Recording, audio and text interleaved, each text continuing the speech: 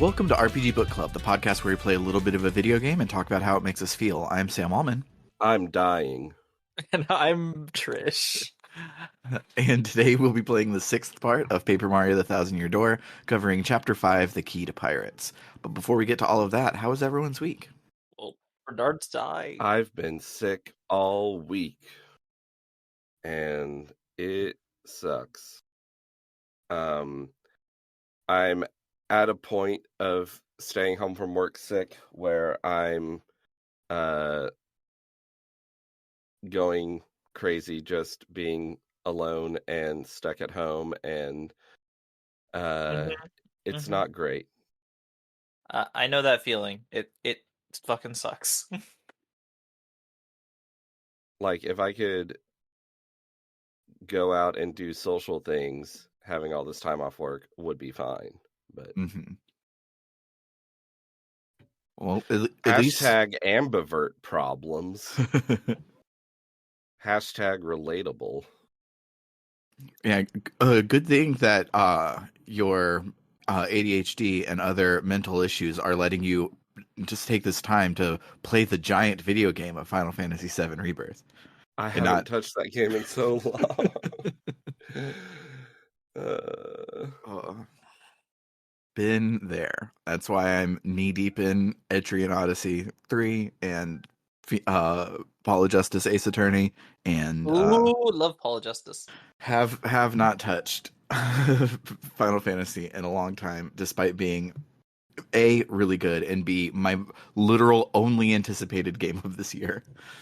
In my defense, the games I have been playing have mainly been podcast games, which I am obligated to play. Yeah, that's the reason I made the podcast, so I would be obligated to have fun. Yeah. That's why I joined. But what about you, Trish? Did you die this week too?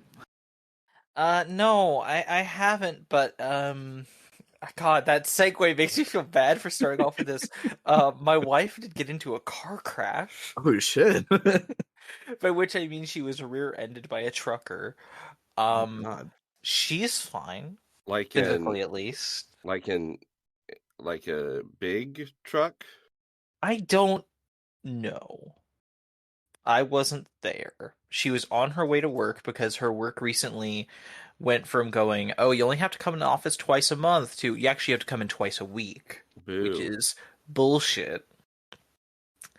And so she was driving to the office, and not long after getting on the road, got rear-ended.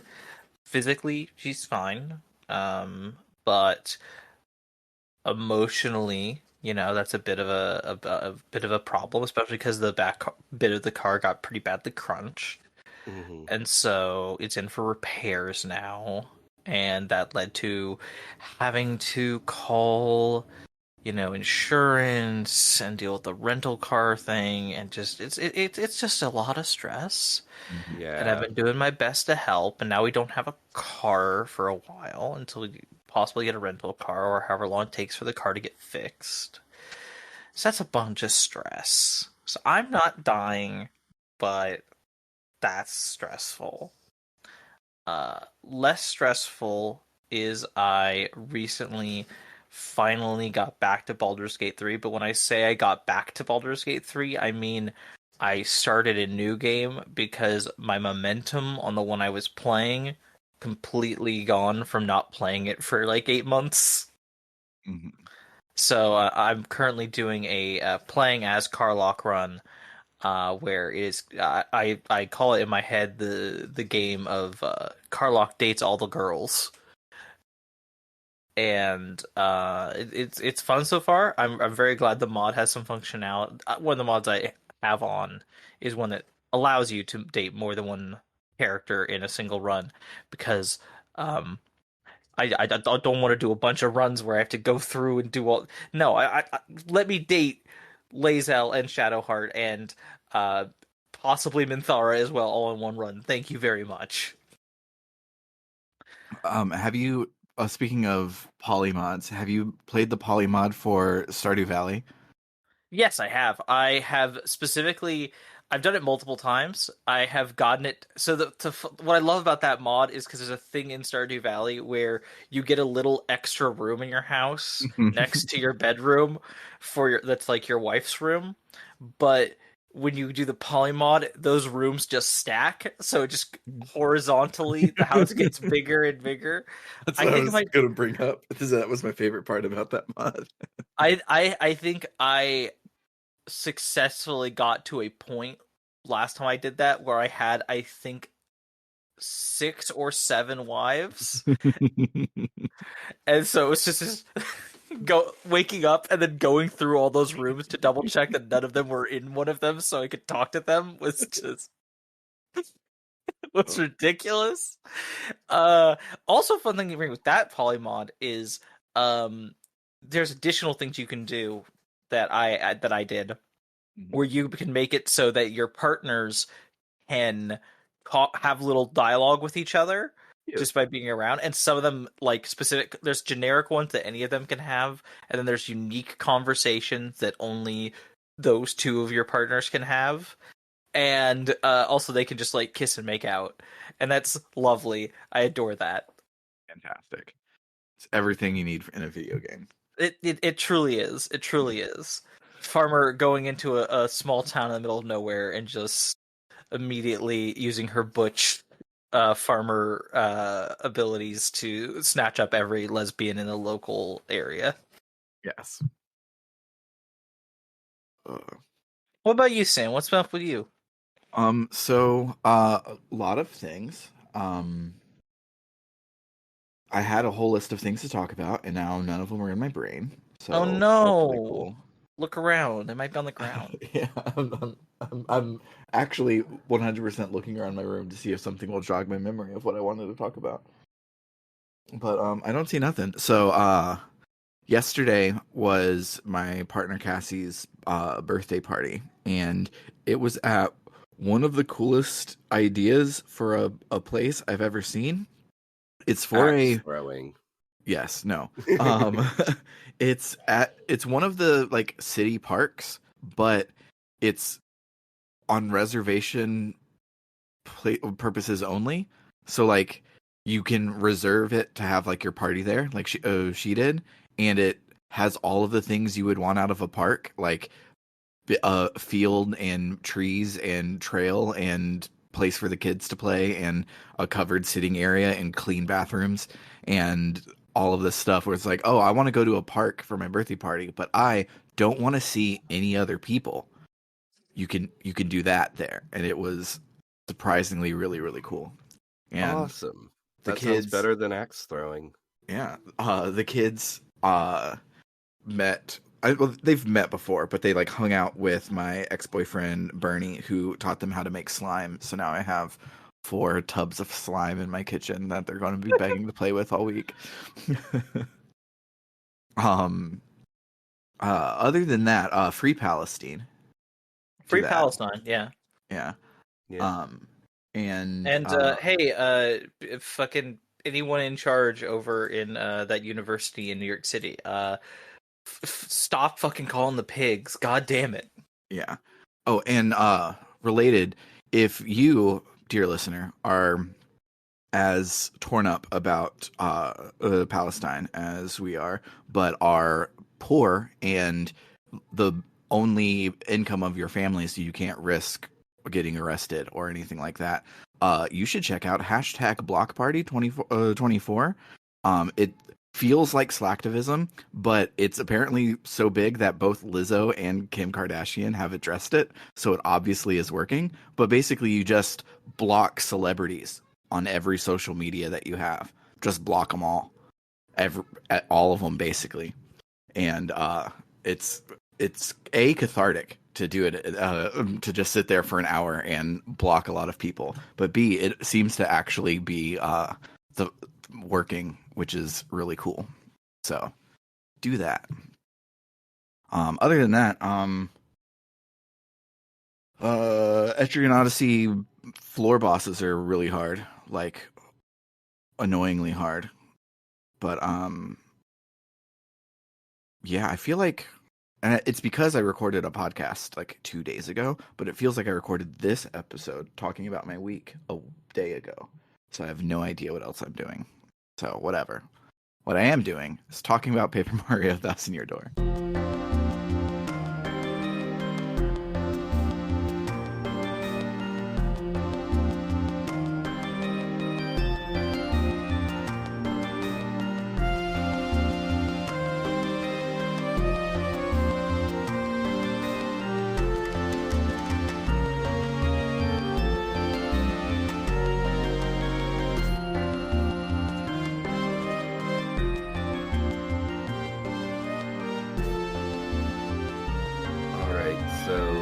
Since I am really sick, Trish is going to read my notes, and we had a week on Paper Mario Original where I read Trish's notes, and I think it was actually because I was sick. Yeah, I think it was actually the week where we covered the Remote Island chapter.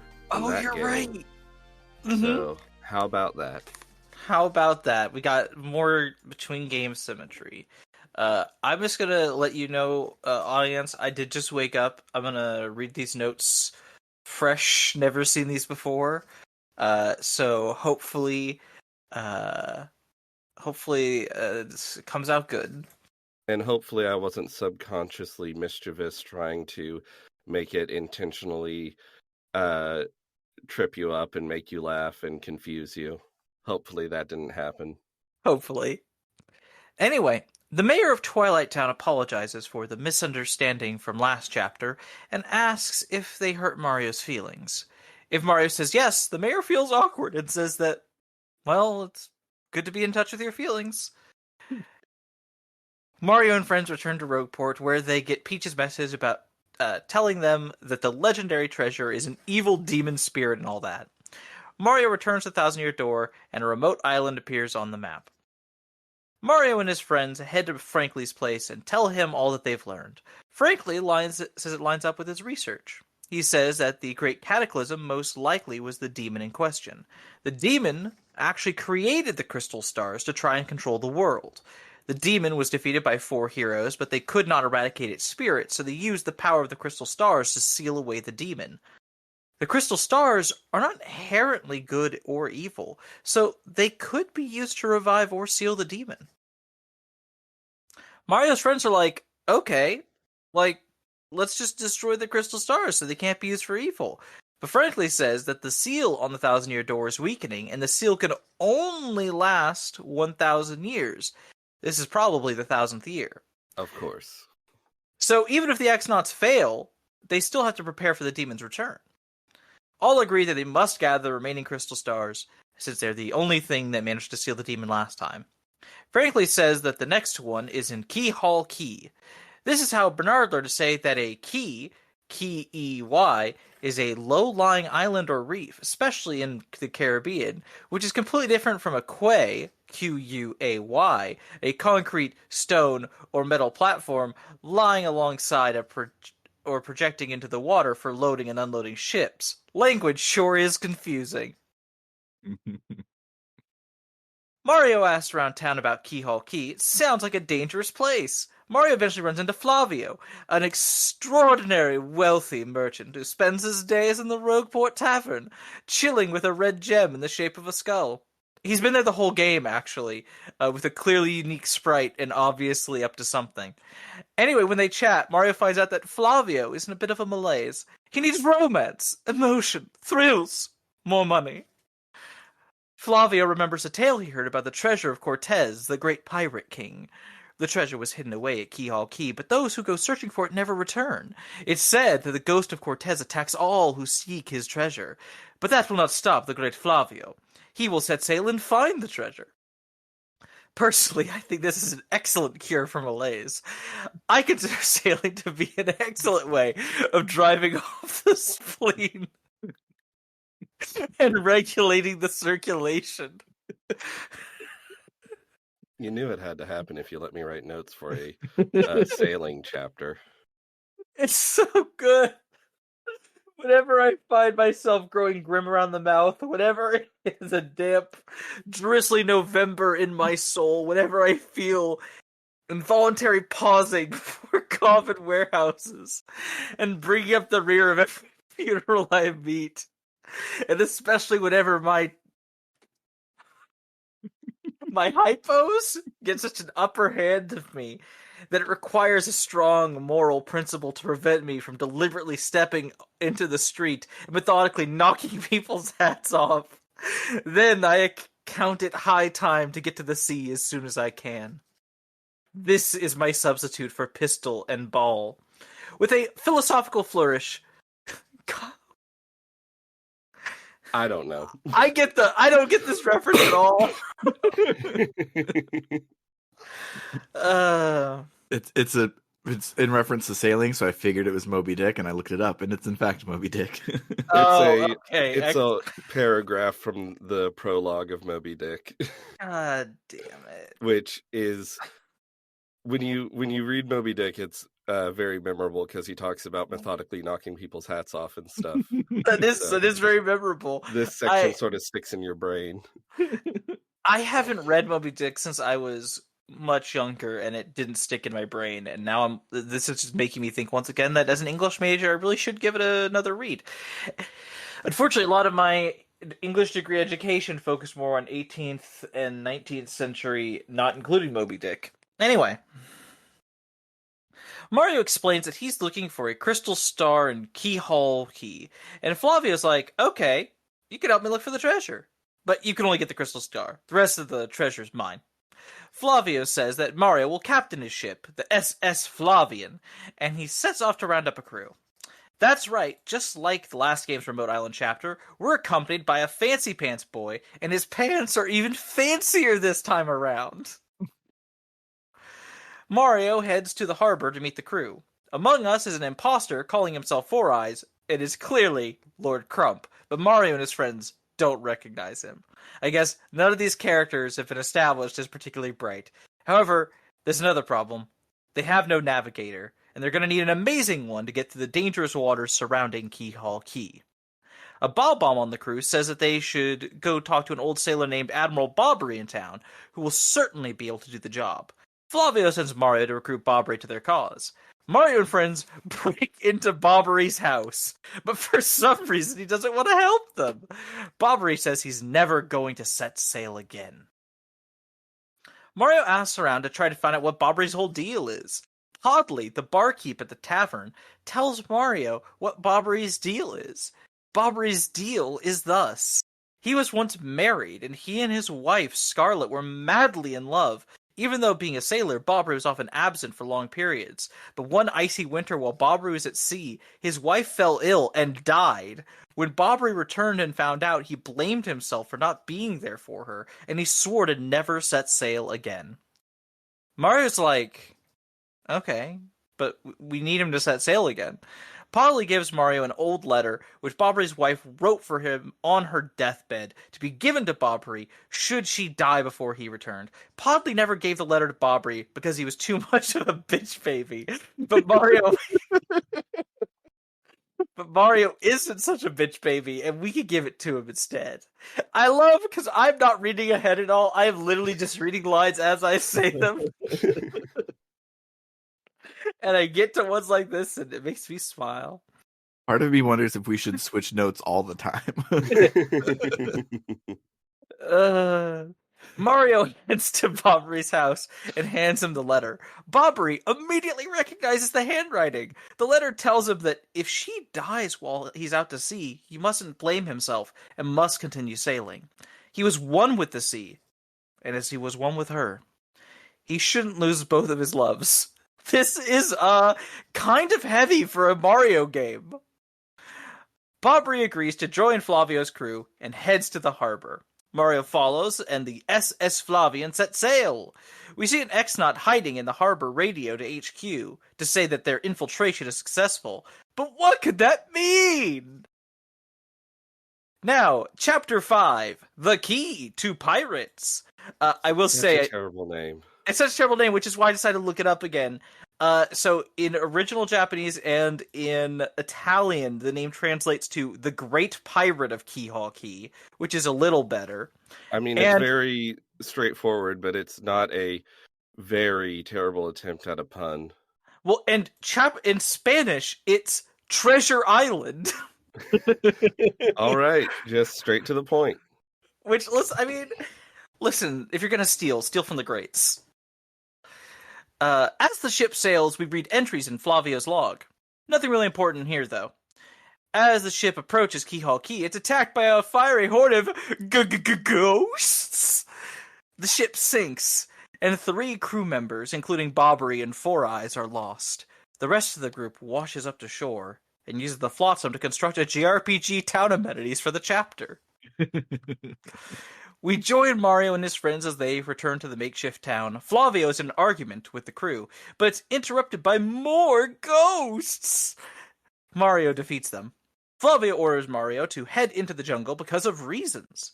He finds the missing crew members beset by ghosts. I was going to say, he was sent out there, I think, to find the missing crew members. I couldn't remember, and I was sort of skimming through. Understandable. I was just like, I forget why Flavio wants him to go out there. Flavio has his reasons. Okay. Bobbery tells the others to go with Mario while he holds them off. Mario can easily just defeat the ghost, but he retreats with Four Eyes and the lost crew member number 3. I should say, Mario could easily just defeat the ghost, but Four Eyes pulls him away and makes sure he doesn't do the fight. Oh, I didn't remember that. Yeah, it is a specific, the others pick up Mario and carry him away to make sure he doesn't get into the fight, and they just leave Bobbery by himself. This Four Eyes guy is a little suspicious. He's just a little bit suspicious. If Mario forgets to camp, I forget what happens, but eventually heads further into the jungle and finds the ghost circling a tree. Mario defeats the ghost, but Bobbery falls out of the tree. He makes it seem like he's close to death and gives Mario his last request. He would like a bottle of Chocola that was in the flotsam to be brought to him. It was a gift. It wasn't a gift from his wife. It was as the notes say here, it was it's just like something he's been saving for a long time, and he thinks he's about to die, so it's time to have this nostalgic last thing. In my defense, the notes say specifically it was a gift from his wife or something. That's true. So I was not committing to being wrong. You're completely correct. I was covering my bases. Mario returns to camp and finds that Flavio has the Chocola. Flavio says that since this is part of their provisions, Mario will have to supply something to replace it. Mario gives Flavio a coconut, and Flavio's like, okay. Mario brings the Chocola all the way back to Bobbery, who drinks it and falls asleep instead of dying. Mario whacks him with his hammer and wakes him up. That was silly, but now Bobbery joins the party. As you'd expect, he's like Bobette, except you can pick him up and then throw him on ledges that are out of reach. Mario and friends head back to camp and talk to Flavio, who is eager to hunt for the treasure, but not eager to actually do any work himself. He begrudgingly joins Mario, who heads all the way back to the depths of the jungle. There's a wall with a mysterious indentation that would fit Flavio's skull gem. Mario convinces Flavio to give him the skull gem, inserts it, solves a puzzle, and opens the path into the Pirate's Grotto dungeon. Flavio takes back the skull gem and heads back to camp. Mario goes inside the Pirate's Grotto, and all along the way, a spooky voice tells him to turn back. He doesn't turn back, though. Even though that's a thing, he has to do a lot during many of these game scenarios. Deep in the grotto, Mario finds a black chest who is eager to give Mario its whole spiel, but Mario's like, shut the fuck up and just curse me. And the chest is like, fine, kill that ghost and get the key. Mario opens the chest and receives a terrible curse. He is now doomed to become a paper boat when he presses the Y button on dock platforms.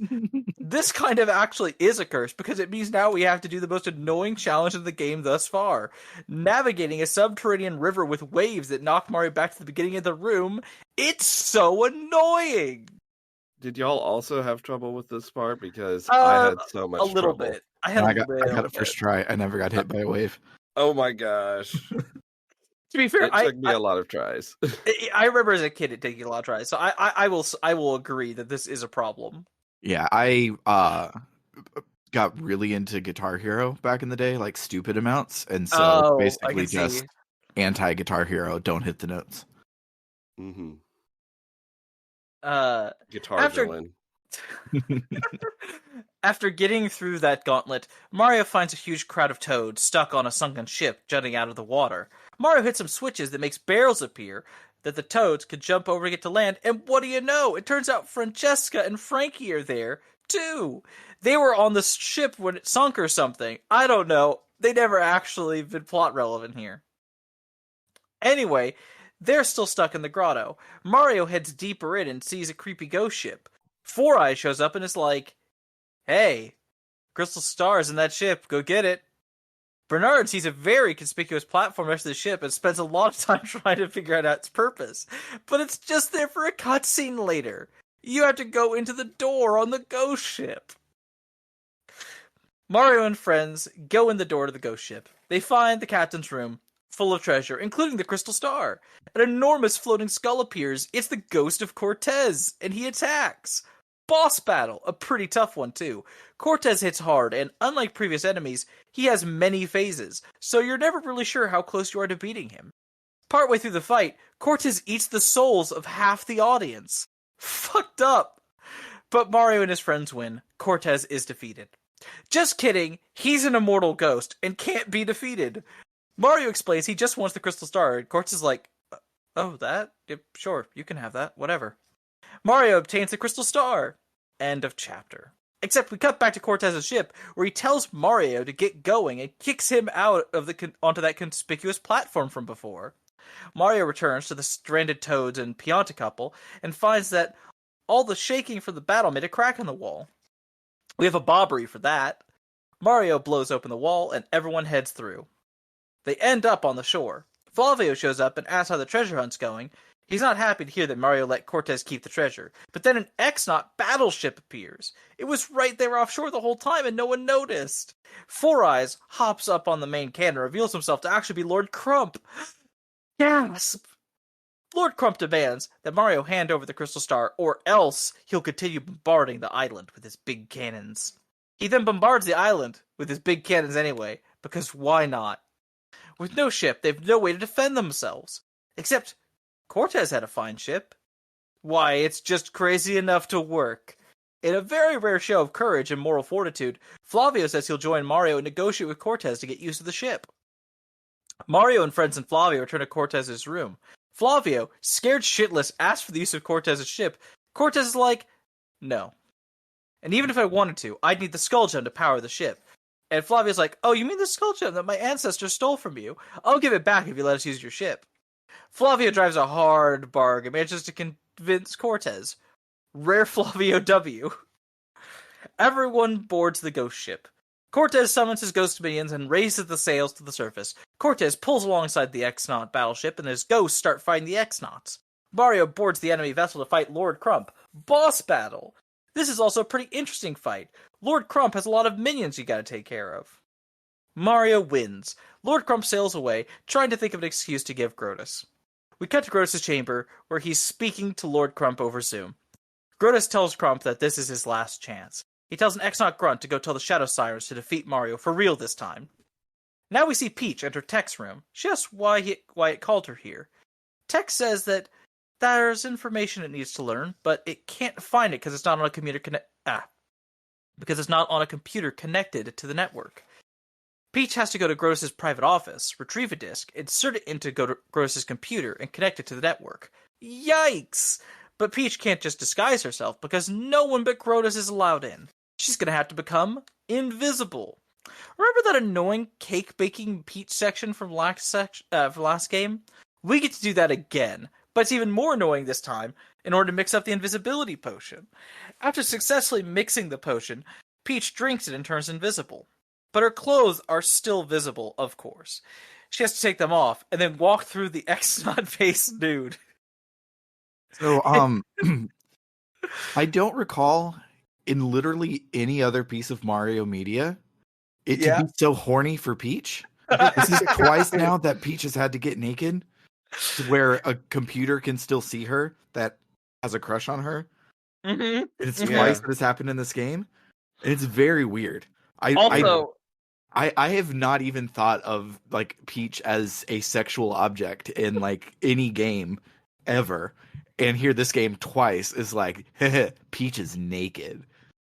Yeah, I my have. next line in the script is that I would have 2 nickels for every time Peach was naked in this game, and that's pretty weird. It is indeed. I'm gonna just throw in for more than that. If you mess up making the potion, whether that be on the this timing it for 30 seconds or getting the potion bits in the right orders, Peach either shrinks or grows twice her size. Which, if you spent any time on the internet, let's add that to the horny counter. Yeah. Yeah. Anyway, Naked Peach, who is my Fernand, you're so much funnier than me. uh, anyway, Naked Peach, who's my favorite Metal Gear Solid character, by the way, makes her way to Grodus' office and does the thing. She returns to the potion laboratory, gets dressed, and uninvisibles. She returns to Tech's room and asks what the information is. Tech says he's still analyzing it. Tech lets Peach use the communicator again. After Peach leaves, Tech promises to protect her. Now we see Bowser in Twilight Town. He runs into Lord Crump, who has just found the Shadow Siren's super bomb.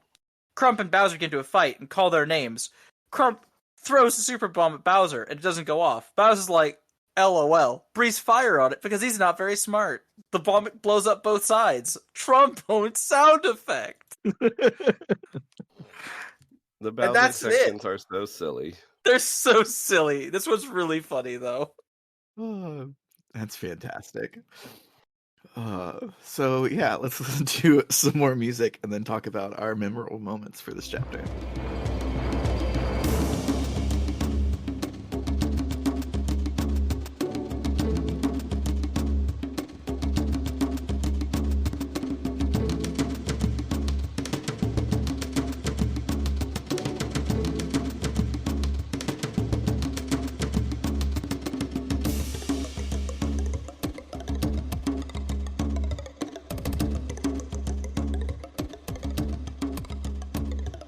So, one fun thing I just found on the Super Mario Wiki is in most languages, including the original Japanese, Keelhaul Key is just called Tropic Island, which isn't very interesting. But I actually like the French name a lot. It's Ile Tropatros, which is a very nice portmanteau of tro and atros, which means too atrocious or really atrocious. Oh, that's good. I like that. The words just fit together really nicely and sound like a real word when you put them together like that. So that's really good. I really like that name for it. I love when localizers outside of English have just as much fun as like the regular Nintendo Treehouse does. Mm-hmm. And it's like, oh, you enjoy your job. You have job security. You're one of the only people working in video games in America that do. Sorry. I got distracted by Nintendo Treehouse is awesome, and I said that people not in America have the only job security in America, which is probably actually true. It felt like I've started to notice the last couple weeks. This I think the first time I'm bringing this up, but it feels like, is it just me or is every chapter denser and a little longer than the one before it in this game? Like, it feels like each chapter has a little bit more going on in terms of the story and what's happening. Yeah. I thought this one was light and breezy. I mean, in a way it is, but it also has all the Admiral Bobberay stuff. It has the entire like scenario of being shipwrecked on this island, and then it has the cool Cortez shit. I feel like just the section between chapter start and chapter end is light and breezy, but before that you have that really long section where you're finding out Bobbery's tragic backstory and shit. And I didn't feel like that section was that long, personally. I had a bit of trouble finding plot triggers because you've got to talk to people in the right order to get Bobbery to actually say, I'll never set sail again. Oh, okay. That just makes me think. And also it's heavy. It's also heavy. Yeah. So that brings up a thing. So there's Podley. There's another character in the game who looks a bit like Podley. There's a guy at the Glitz Pit who looks kind of similar, who has a drinking hole there. And I've played this game many times, and it never occurred to me. At first, I was just like, oh, it's just some random character model. Okay. But between the whole Chocola Cola thing, which if you haven't played it, is a thing from Mario and Luigi Superstar Saga, and then looking closer at Podley and the other dude, I'm like, oh my god, this is a Bean Bean person from the Bean Bean Kingdom. Yeah. Which I am exclaiming because that is crossover between Mario and Luigi and Paper Mario before the game where they explicitly did that, but they did that with, oh, well, Paper Mario is just a storybook and Mario and Luigi is the real Mario canon, which I will never stop being upset about. And this just makes it worse. That's so cool. I didn't even think of that. I The didn't whole think time. about that for how long has this game been out? Like 20-ish years. Yeah. Man, Mario and Luigi Superstar Saga frustrates me because there's so many things I like about the game, but the whole package kind of suck. Yeah, same. Yeah. Like the graphics are so good, The and music. yeah, and Mario and Luigi's characterization is so fun, Mm-hmm. but it's such a chore so much of the time. Mm-hmm. On the topic of things you don't need to do but can do for funsies, that are kind of a big side questy thing, between chapter 4 and 5 is the first time you can recruit an Miss optional Mouse. yeah, you can recruit an optional party member, Miss Mouse, our femme Yeah. fatale. I didn't realize she was optional, but then I found her and did the trouble for her, and she was like, "I'm going to join you," and I was like, "What? Awesome!" Mm-hmm. Yeah. It had been told She's for me that she's a party member, but I didn't know she was optional. yeah. She gameplay wise, I don't think is that good of a party member, but I'm glad to have her. Yeah. And I enjoy that she is set up in earlier chapters fairly consistently, and then it's just like oh, if you want to recruit her, you can. Mm-hmm. Yeah. The gameplay wise, the best thing about her is you will see enemies with items sometimes Or that badges. or badges or something that you have to like I thought you had to kill them and then they would drop after the battle and they don't. So I didn't know what was up with that. But now that you have Miss Mouse, she can steal them steal the items for you. She also is a sort of replacement for Watt from the original, where she can sniff out treasure, except she sucks at it.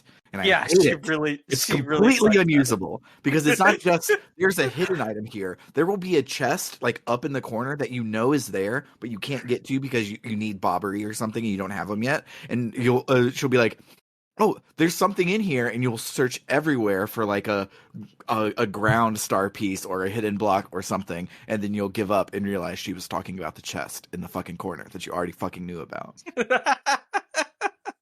Yeah, that is unfortunately the case of how her out of battle ability works. Hate it. I will say there is a chance, at least there's I think a higher chance with items than with badges, that if an enemy has one and you beat it, you'll get it after the fight. But yeah, with a badge, it's a really low probability. I've only had it happen once or twice this game, so Also, far. being able to steal the items is nice because the enemies will actually use the items in battle, Mhm. which can be really annoying. It can, especially when it's something that does like 7 damage to the whole to you and your partner. Yeah. So, I had the Google search results up for Podley to get a good look at him and see him as a Beanish, and this was the second hit on Google was this GameFAQs thread called "Podley Turns Me On," and the first comment is "lesbian Podley." Interesting. Interesting.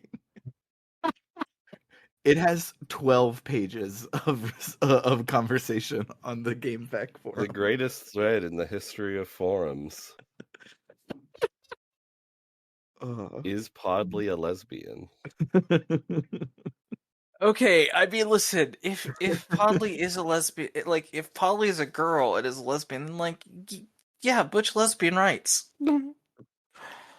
Oh. So, speaking of lesbians, so I had Vivian in my party when we were talking to Frankly, and I don't know if everyone has a variation on this or whatever, but I'm going to say that Vivian is the smartest JRPG party member in history because she says it would be awful if we found them all only to have them stolen for evil purposes. Shouldn't we just destroy them all? Which we have brought up several times. Deep lore on RPG Book Club. We've brought up every game where they're like, well, we have to go and get all the 7 because the bad guys want them. And it's like, no, you need to get 1 and destroy it. That's all you have to do. Quest over. You don't need all 7 MacGuffins if you don't want to do the evil thing. And Vivian brought it up, and therefore she's the best party member. Yep, I think whoever you have out brings up that idea, and I enjoy that they do have a counter of like, yeah, no, but the problem is that the bad guys plan to work even if they don't get all the things, and these are the only things that can stop the big bad. Yeah, I I love that it like answered that because I was like, Vivian knows. she's saying what we're all thinking. And Also, I if love you that the go go ahead. Oh, you go. we just said both go ahead at the same time. I'll go. And I like that the backstory is extremely generic JRPG. It's not like a hero and his 7 allies defeated. It's like, no, 4 heroes defeated the demon and sealed it away. And if you want to know more about those 4 heroes, there's a dude on a rooftop who you've been able to talk to, and between every chapter, there's more stories to get where you can learn all about these 4 heroes. They sound neat. Yeah, I wonder if we'll ever learn anything more about them. I noticed that I found him this week, and I opened up his "What do you want me to talk about?" and there was like 25 of them now. So I'm not, Oh, wow. I'm not going to sit through that. If I'd been keeping up like I have been with Luigi, it would be no problem. But I'm not starting over. It's too late for me to sit there and just read for 30 minutes for optional content. Fun fact about Flavio: in all other languages, he's called Marco, as reference to Marco Polo, except for German, where his name is Corsario, which is cute. Also, you compared earlier Flavio to I think in the notes you compared him to Colorado for the last game, and I'm gonna object to that because Flavio is infinitely more entertaining. He is a delightfully silly character to do this entire chapter with because he's just such a pompous ponce, but his dialogue is just such a weirdness to it that it's fun. Like Yeah. he reminds me of Hedonism Bot from Futurama. Like there's just this bizarre cadence to what he says. It's like, I don't know what's going on with you, man, but you're enjoying it, so good for you. Yeah, I enjoyed Flavio a lot, and I like how there's scenes where like he's like, I think Mario and friends are trying to get him to go with him, and he's like, no, no, no, the leader must stay here. Isn't that right, everyone? And everyone's like, no, go into the jungle, get fucking eaten by bears or whatever. Everyone is just like, we're so done with you. Mm-hmm. Also in this chapter, back again from the first game, or rather, not back again, but another example of the species. There's a waka on this island. Mm-hmm. Yes, I did not whack it. I couldn't didn't bring myself either. to.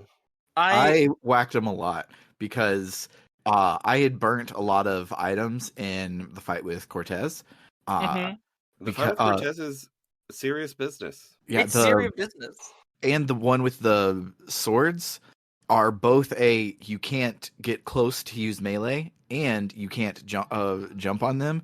And I, through trial and error, ended up killing my partner, and therefore I couldn't switch partners, and I was kind of like boned that first time. So it sucked real bad. But so after I had basically no items, but I knew Wacka was there. So I went and got me a Wacka because I figured there would be another boss fight because the town you couldn't go to the town to restock at this point because they're bombarding the you can actually you actually can get back to the town. You can just walk over and Yeah. restock and go to the inn. Yeah, there's nothing Well, stopping you. well, whack is better, anyways. I did it with one item. It's fine, and it's not There's like Horrible. crumbles very hard. You gave him brain damage. there's plot momentum stopping you. Yeah, You can't just go take a nap. no, Uh, it's not okay. Um, Speaking of Lord Crump, though, I absolutely love the part after he drags Mario away so that Bobbery can get kidnapped, and oh he's yes. like, "Hey, you in front of the TV. It may be pretty obvious to you who I really am, but no telling Mario or else." And then your party member's like, "What's that guy talking about sitting in front of the TV? What even's that? He's a crazy person." and didn't Frankly do the same Yes. thing earlier? Say Yeah, like, he "Hey, did you it. in front of the TV, listen Pay up." attention. This is important. They do it twice in quick succession here. Also, if you tattle in locations, there have been 2 different times now. This is I can't remember the exact thing of it the second time, but I talked about last week of times where Goombella has brought up, oh, it works like this because it's a video game. Hmm. And I love every time she does it, she adds like a tee heart. Mhm. She's the best. I love her. She's a Vivian is delight. also incredible, but I love Goombella. Like every partner so far, I think is more entertaining than any Paper Mario 1 Absolutely. partner. I will Except only dispute this as maybe Flurry isn't as interesting as Lady Bow. yeah, I forgot about Flurry because I always do because I don't like her that much. Flurry's not as good as Lady Bow or Bombette, Yeah. but Yoshi and Koops and Gubella and Vivian and Miss Mouse, I love them all so much. They're very good. Apparently, there is a glitch that you can do to skip the trigger where Flavio Yep. leaves your party, so you Yep. can just have Flavio in your party for the rest of the game, which sounds wonderful. I love that because when you get on your Yoshi pal, when you Flavio's in your party, it's you writing Yoshi and Flavio writing you. Uh-huh. It's so good. And it feels like they specifically arranged the area between the little like island town and where you have to take Flavio. You have to do that. They wanted you. They wanted you to see their silly animation of Flavio riding on Mario's back. Hmm. So, I'm dumb, right? Real bad at video games. Should not be in charge of a video game podcast. I forget that Yoshi is also a Yoshi, and you're supposed to be using him to just be fast movement. Because I only think of him as the hover long distances paracarry of this game. So I will see the long distances, stand right in front of it, get Yoshi out, walk off the ledge, and press C down. What is for me is Y or X or whatever. Press the party button, and he will jump on his back as I fall to my death because I'm really bad at video games. Fun fact, today's featured article on Super Mario Wiki is Vivian. Oh yay! I'm trying to think of anything else, and I'm sure like an hour after the podcast I'm gonna remember 8 different things I would have wanted to bring up. But like this is not my favorite chapter, but this is a really solid chapter. Like when it comes to like a kind of standard formula, if such a thing exists for a Paper Mario chapter, this is a really fun spin on it. Mhm. Yeah. And And Cortez is a really fun character. We didn't talk about him much, but oh, he's so he's fun. fun. Yeah, the Paper Mario 1 chapter with Colorado like this was probably my least favorite chapter, and this one was one of my favorite chapters of this game so far. Oh yeah, it's a huge glow up. It's a huge improvement. And yeah, Cortez is a big part of that. He's because they do the thing, like you said in the notes, of like throughout the Pirates Grotto, you get like the creepy, like, oh, turn back messages. But then you get to him and he's just like kind of a fun dude. Mm-hmm. And when you just say like, no, I just want that one thing. He's like, you just want one thing out of my hoard? Oh, sure, take it, whatever. I don't care. Yeah, he seems in general sort of frustrated with the whole having to guard his treasure and stuff. Yeah. But he's gonna do it because it's his treasure. And there is an element to when Flavio's just like, please help us out. And he's like, wait, your ancestor who fucking stole this from me. And it's just like looks at Flavio. You do seem like a colonizing fuckface. You do look like your ancestors part of the Mario equivalent of like the East India Company or something like that. I also love the whole time is like, ooh, turn back. You get in there, it's like, wait, I'm a pirate, not a ghost. Pirates don't say ooh, they don't moan. Yes. I So love good. him desperately. But next week, we get a basically the exact opposite in what is my favorite chapter of the game. Oh, nice. Oh, I just scrolled down on the Mario Wiki page and I see a Detective Penguin. So I think we're gonna have some uh crossover with the last game, or not Hell crossover, but synchronicity with the last game. Hell yeah. And I have a feeling it's going to be silly. Oh, it's gonna be something. But before we do that, Sam, while people wait for the next episode to come out, where can they find us? Well, they can head on over to www.rpgbook.club, and any and all donations that they send us will help us cover the costs of running the show, making it better and better. And if they want, they can set up a monthly donation to get some additional benefits. If you donate $1 more a month, you can get access to our bonus feed, where this week we are continuing our playthrough, or are we starting? We're We've recorded. starting. Yeah, we've We've recorded recorded 2 two episodes. episodes somehow. I don't know. I've lost all concept of time because my work schedule shifted where my weekend isn't on the weekend, and also I've been sick and home from work, so I don't know what day it is. And somehow we recorded 2 episodes before we released the first one. But So yeah, this week we're starting Tales of Eternia, yeah. and we're doing a new thing where the first episode will go on the main feed as sort of a teaser. So Mhm. people searching Tales of Eternia in Spotify can see that and be like, ooh, I want to hear people talk about Tales of Eternia. Yeah. And so you can check that out on the free feed and the not so free feed if you are interested. And as for the game so far, it's the best Tales game we've played so far. Yeah, so far. We'll see if it holds up, because we did just get told that we need to form a pact with all of the elemental spirits, which was right when everything went off the rails in Tales of Fantasia. So Yep. we'll see. But so far, it's been really good. We were dreading it because Star Ocean was so much better than the other games, and now that we're back in Tales of Eternia, it's like, oh, maybe it wasn't so bad. So As someone who's the only Tales game she's played was Tales of Symphonia, you have me curious.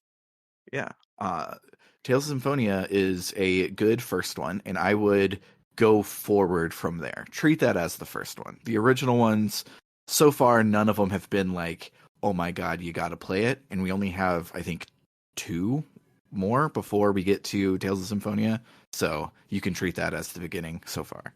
If And it, one of the other ones we have before we get to Tales of Symphonia is a direct sequel to one of the ones we already played and hated. yeah, Oof, oofa doofa. Well, maybe the sequel. Hey, maybe the sequel. They re-examined things and they figured out how to do it in a way that doesn't suck. I feel Maybe. like maybe they did, because Lumina Tales, shout outs to Lumina Tales, who's um doing the fan translation on there. Why did we start with Destiny 2 when Destiny 1 director's cut still isn't translated? It is now, but it wasn't at the time.